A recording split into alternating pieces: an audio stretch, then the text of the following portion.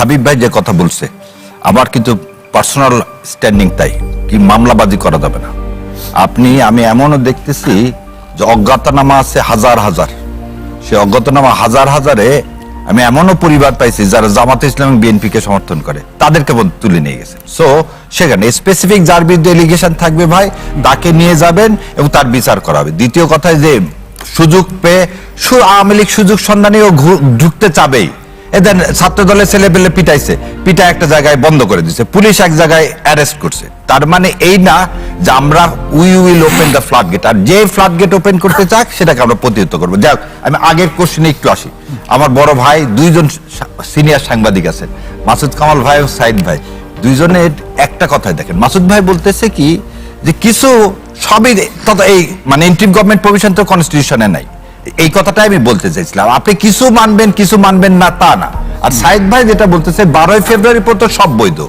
আমি বারবার বলতেছি এই আদেশটা হচ্ছে 13 নভেম্বরের, 12 তারিখ পর্যন্ত যদি সব বৈধ হয় তাহলে আপনি 13 নভেম্বরে এই আদেশটাও তো বৈধ।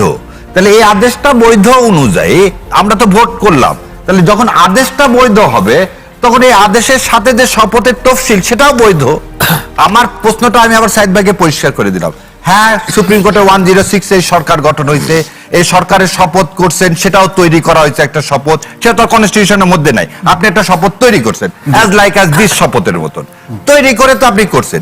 সেখানে আজকে সবচেয়ে বড় একটা জিনিস কি, বিএনপি কিন্তু একবারও বলতেছে না যে ওনারা করবেন না, মাইন্ডেড। এই জায়গাতে কিন্তু একটা যেটা জামাত ইসলামের সম্মানিত আমিন বলছেন যে ওনারা করবেন, কেমন করে করবেন আমরা সেটা দেখতে চাই।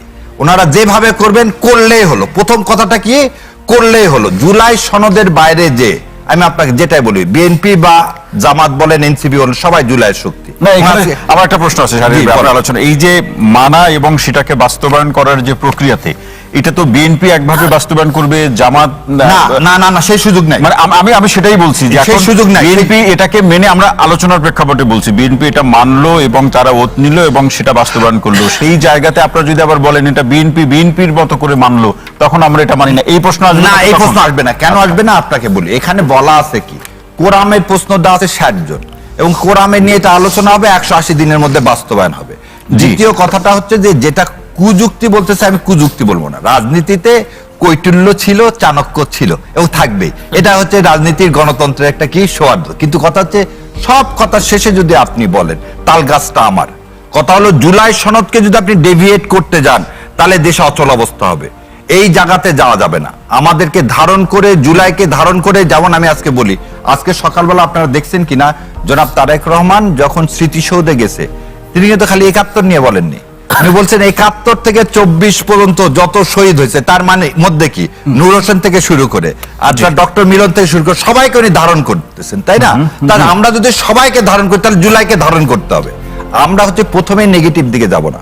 প্রথম কথা তর্কের খাতিরে তর্ক না, জুলাই সনদ বাস্তবায়ন করতে হবে। এবং দ্বিতীয় একটা জিনিস বলি, আপনার যেটা ভাই বললেন 51% লোকের মতামত, আপনি 60% লোকের মতামতকে অবজ্ঞা করতে পারবেন?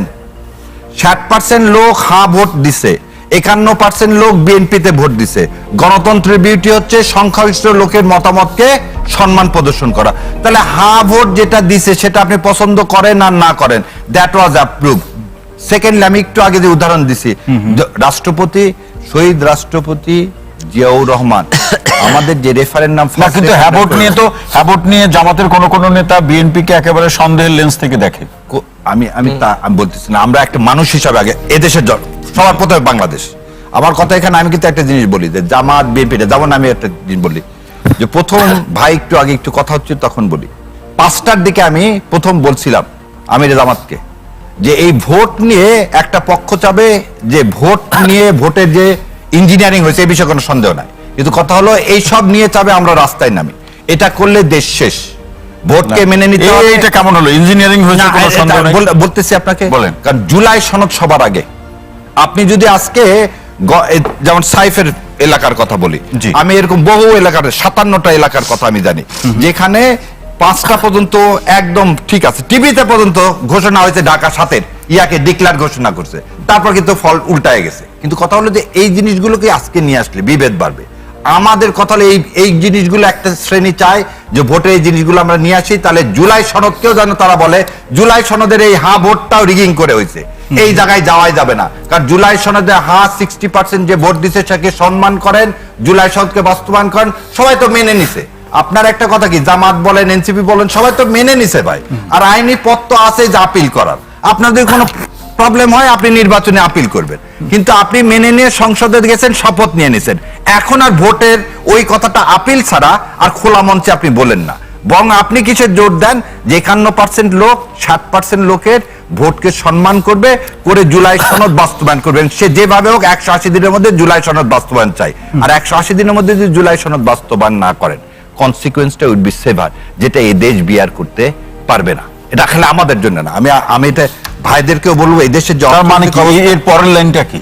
এর পরের লাইনটা যদি আমাদের মধ্যে যদি আবার রাস্তায় নামেন, আবার একটা ব্যবসা করার, দেশে কিচ্ছু নাই। তলাবিহীন ঝুড়ি যদি 71-কে বলে থাকেন, তাহলে এখন ঝুড়িই নাই।